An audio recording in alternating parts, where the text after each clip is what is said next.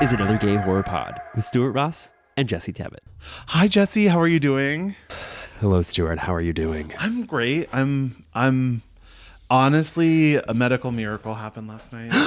Tell me. I'm not hungover this morning.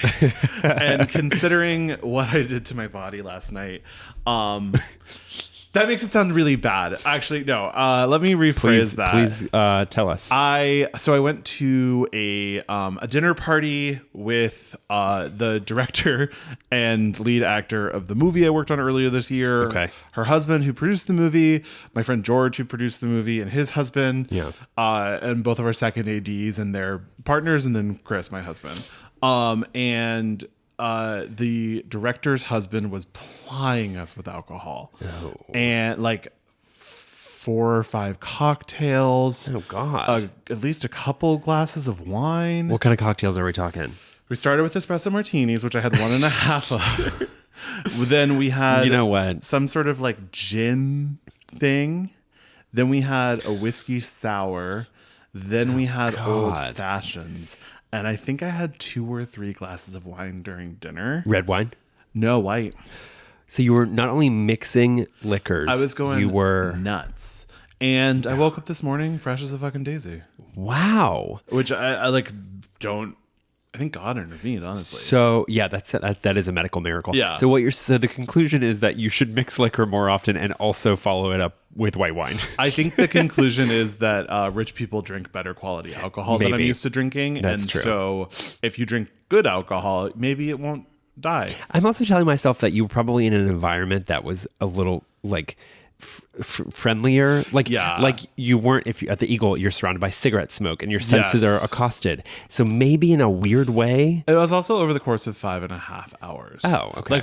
Like we all of a sudden, my friend's husband was like, "It's 11:30 and we have to go for a hike tomorrow." Oh my And I was like, "Okay, God. let's all pack up. Let's go." That is- But it was really fun. It was lovely. What did you do last night? Can I just say that if someone says it's 11:30 and we have to go to hike tomorrow, that's like the last thing I want to hear ever in my life. What did I do last night? Oh, I saw, yesterday was so chill, which was, thank God, because I was on a work trip last week and it was kind of chaotic. I was in Vegas again. I've been to Vegas You're just 3 like times Katy in the last Perry, month and a half. Yeah. Waking up in Vegas. Yes. 2 of those times, the last 3 were for work. And then one of those times was for a bachelorette party for a friend of the pod, Jessica. Yeah. But yesterday I chilled out most of the day, did a little reading, and then I saw a movie called Train Dreams. How was it? At the Los Feliz 3. It was... Okay, so I think it was definitely like... It's definitely worth watching, and I could see how some people would find it profound, because it is very Terrence Malick coded, but the ending, I just was not a fan. I'm not going to spoil it, but it was it left a bad taste in my mouth, and I don't know. It just felt, the whole thing was like a little Oscar bait-y, which I didn't love, and I also will say, you can feel the Netflixification of it, like, because it's a Netflix movie. Yeah, It's just their movies are just so them. Well, they put it in theaters so that it could qualify for awards, presumably. And I don't know. I just felt like, So I don't know. I'll watch it again when it comes on streaming. I think it's worth a watch. Joel Egerton, who's the star, is really great. But yeah, today is going to be chill as well. We're chatting. Yeah. Long Legs. Which I'm so excited Predator about. Badlands. First recovering Predator Badlands, which I fucking loved. Yeah. I thought it was so fucking fun. I had the time of my life. Thank God. Do we want to get into it? Yeah. Okay. Let's do, this will be our, I don't know how we edit, but Yeah. We'll figure it out. the video people will see this whole conversation. I'll edit it on the audio podcast. The video people. But yeah, so Shout this out is video people. our Predator Badlands mini review. I'm going to say we're really stretching the bounds of what a horror movie is and isn't. Yeah. But we both saw it. We both wanted to talk about it. Yeah. And honestly, it's our podcast, not yours. I think it's historically the franchise has dipped in and out of horror, Yeah. so I think it's fine. To Yeah. categorize this one as horror. Yeah. You tell me about your viewing experience. I really enjoyed it. We went yesterday afternoon, saw it in IMAX at the Americana. Yeah. Person sitting next to us, full phone out. No. And the seats at the Americana IMAX are so far apart that even though he was like, it was just crisp between us, I couldn't be like, put your fucking phone away. Fuck. But you know what? Nothing's gonna bring me down. Good for you. I would have fucking. But I really enjoyed it. It's Yeah. Elle Fanning. I like looking at the camera. We will. This is spoiler territory. We're going to talk about the whole movie. Yes. So if you haven't seen Predator: Badlands yet, hop off. Come back when you've partaken. Run, don't walk. Yeah, but basically the only cast member in this movie is Elle Fanning. Yeah. And it's an interesting franchise because I've only seen the first two. Oh. And then Prey and Killer of Killers. So I haven't seen the two sort of reboots that happened in the 2000s. I have a soft spot for Predators starring Adrian Brody. People really like that movie, and I need to watch it at some point. It's comparable to this in that it takes place on another planet. Yeah. And I don't know, I thought it was really fun. It's like really premise-wise, it's clever, and people say like, "Oh, Adrian Brody's miscast." Blah blah blah. I think he's so hot. I was like, I think he's so hot. Yeah, Jacked Adrian Brody, put it in. He can brutal your ist. He can vista your vision. He can get brutal with me. You know what I'm saying? But no, He can brutalize this ass. Sorry, go ahead. Sorry. I'm done talking about Adrian Brody. You want him to brutalize your Producy? Yes, exactly. No, but back to Predator Badlands. No one we want to fuck in Predator Badlands. I don't know. I know. Well, I will say this: the actor who plays both. Oh my god, I forgot the main Predator's name that we cover in this movie. I forgot, but he plays him and his father. Yeah, and I don't know if you've seen him out of makeup, but he's pretty hot. He's looking good. That's good. He doesn't have this. He doesn't have that. Okay. No. Yeah. So sorry, that's I actually interrupt. all I want in a man. So I'm not inviting him over. No, but I really like it. It's sort of I think it's an interesting franchise in you can sort of do whatever you want with it. And like a lot of the complaints about this one is it's kind of the Star Warsification of Predator, but I really liked sort of taking it in a different direction, following a Predator as the protagonist, really following his journey through battling and trying to get his first kill.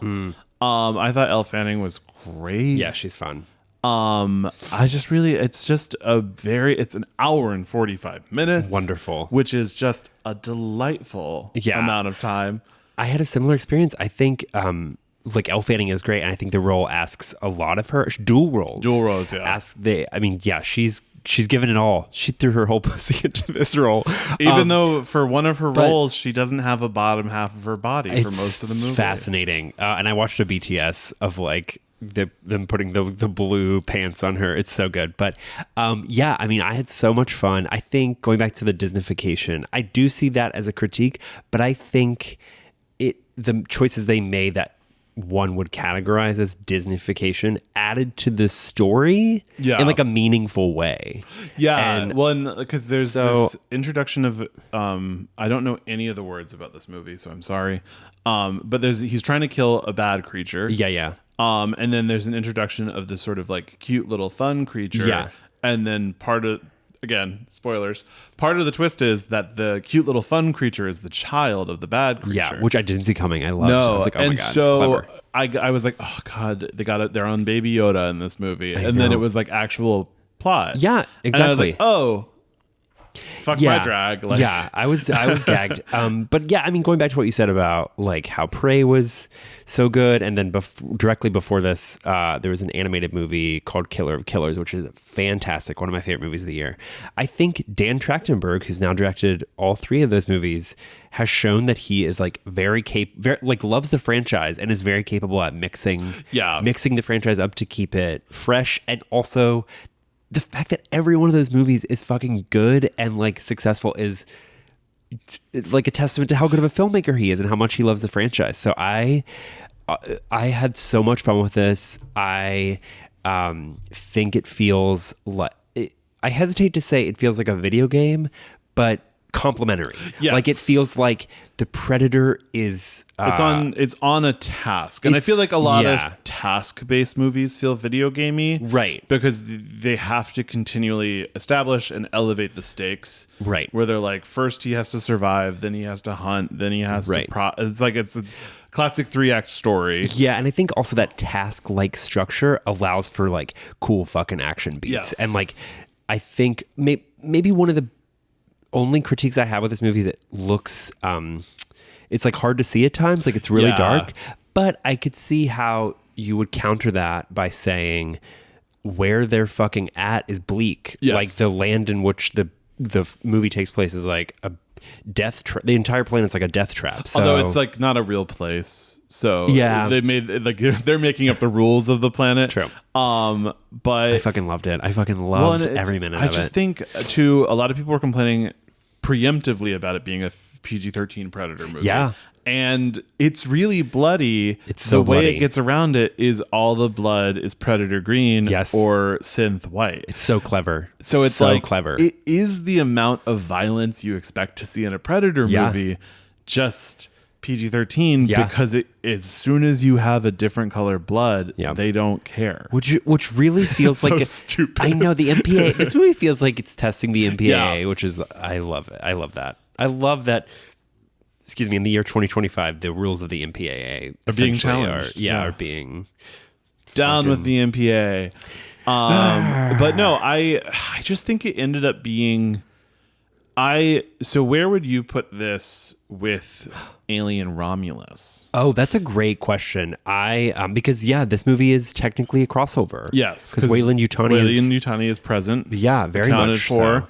You know what? I think I'll say this. I think overall, I love Fede Alvarez, and I do like Alien Romulus.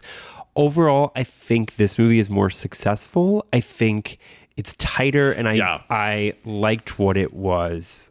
I liked kind of what it was doing. The biggest problem I have with Alien Romulus is that it feels at times very fan servicey. But I think so. But I love how Alien Romulus looks.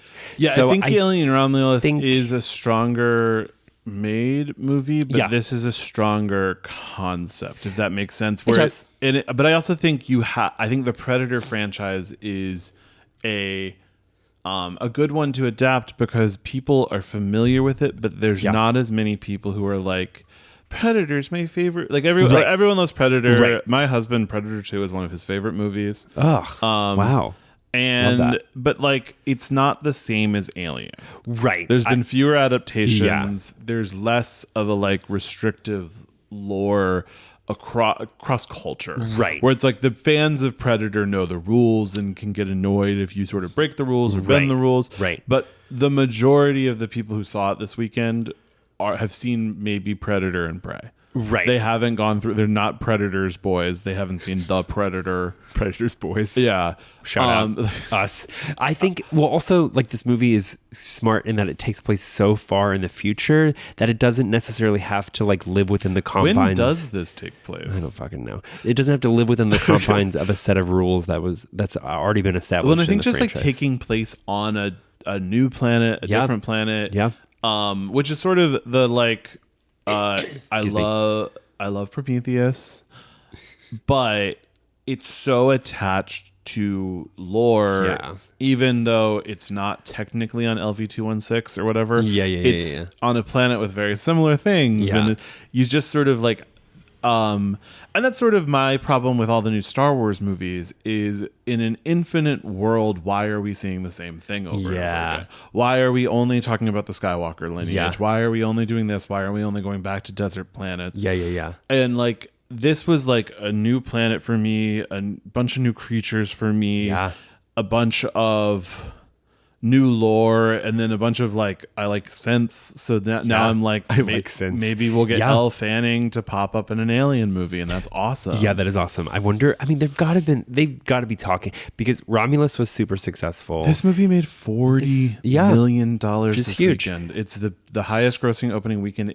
for a Predator movie, including Alien vs Predator. Yeah, and so now I would imagine they're really seriously exploring a crossover. Yeah, like a well, and proper they kept the crossover. budget tight. It's Yeah. $105 million, I think, net. So that's after. So it's probably like $130 million, and then they filmed it in New Zealand, so they got the tax credit. So $105 million, and that's like it's opening. It's ended up opening better than Tron Ares, a movie you love, and I didn't see because it's 2025, and I'm not taking on any new movies with Jared Leto. I took one for the team. Yes, fully gonna admit that, and I did love it. Oh my god, I did. Yeah, but this movie cost half as much and made more in its opening weekend, and got way better reviews. So she's gonna be a leggy diva. Probably it's a better movie overall. Yeah. It's a better movie. I think I really love Nine Inch Nails, and Tron Ares is a $200 million music video. Yeah, it fully like Jared Leto can be replaced. Like there isn't like his character, his performance. Like you could swap in any fucking. And so else. it's like, okay, well,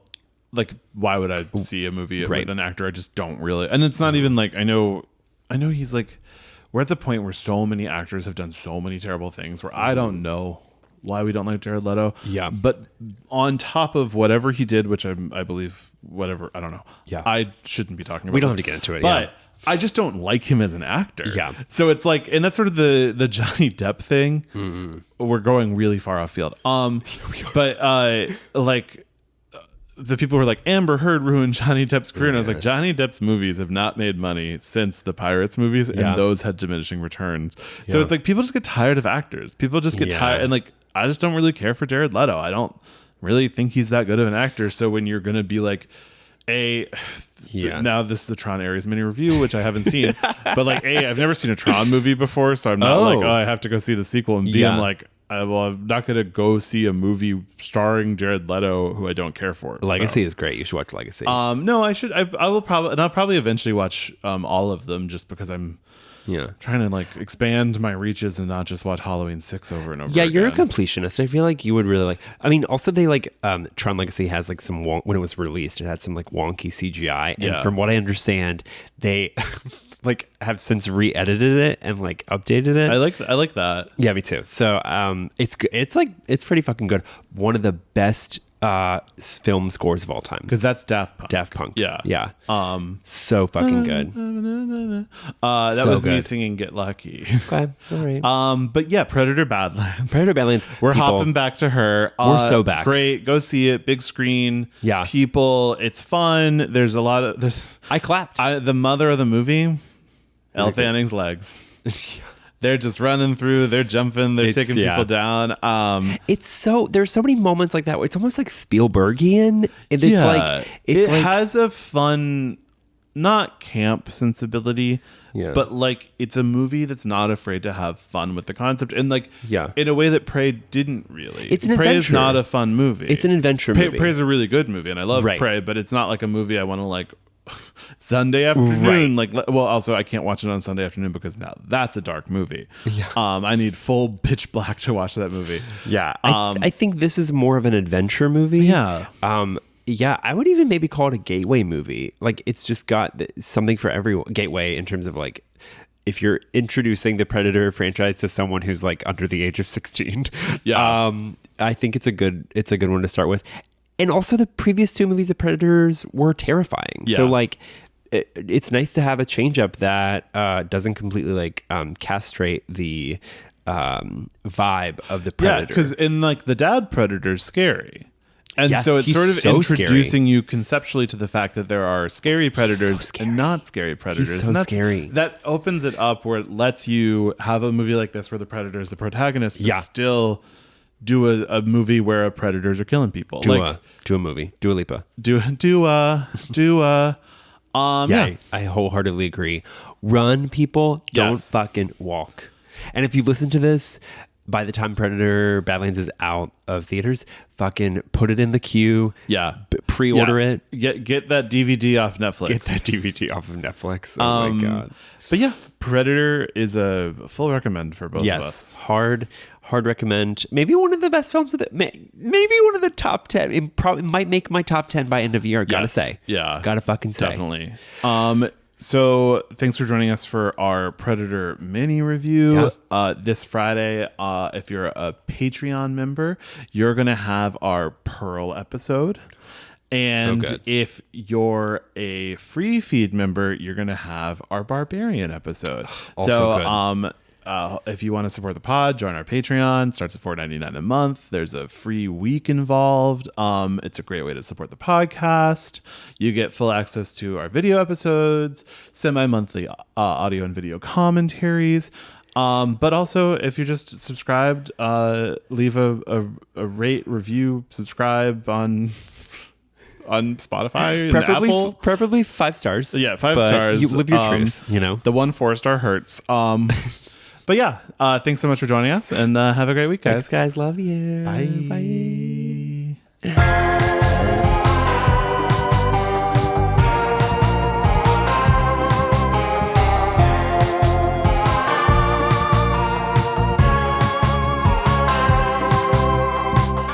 This podcast has been presented and produced by Stuart Ross and Jesse Tappett. Edited by Stuart Ross. All recording equipment provided by Photo Booth Productions. To support our podcast, join us at patreon.com/anothergayhorrorpod.